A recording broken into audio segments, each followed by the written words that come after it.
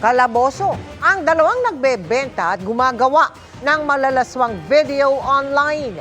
Ayon sa mga otoridad, mga menor de edad ang biktima ng mga arestado. Nakatutok si John Consulta. Tao po. Kay isa po. Ano po yan? May nagpadala po dito, sir. Na? Ito po.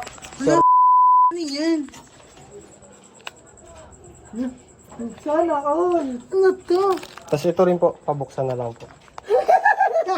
Sino nagpadala niya? Nagpadala? Sino ba Opo, nagpadala? di ko po alam eh. Masaya pang tinanggap ng suspect ang package na ipinadala sa kanya. Pero nang makumpirma na siya nga ang kanilang hinahanap, kumilos na ang Human Trafficking Division. Ikaw nagpadala na Bro, ito.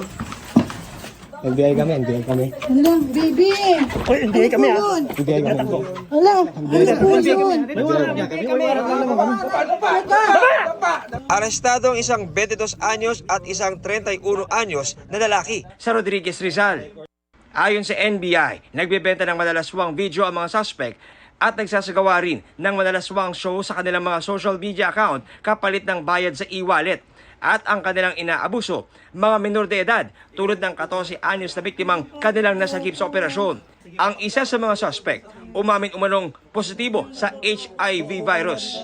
Bukod sa sexual abuse na ginagawa niya o yung sexual na pag-aabuso, maaari rin mahawa yung bata ng kanyang sakit kasi merong findings na yung subject natin ay HIV positive.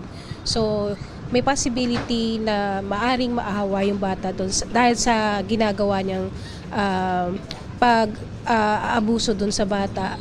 Di bababa sa 166,000 ang kanilang followers sa kanilang X account na nanonood sa kanilang online kalaswaan. Bahagi ito ng iniimbestigahan ng NBI sa ngayon. Yung naaresto po natin ay kakasuhan natin ng paglabag sa mga sumusunod na batas, yung child abuse law, yung amended human trafficking at saka yung anti-online sexual abuse and exploitation of children. Wala pang pahayag ang mga suspect na nakakulong na sa NBI Detention Facility sa Bilibid. Nainquest na sila ngayong araw. Para sa GMA Integrated News, John Consulta, nakatutok 24 oras.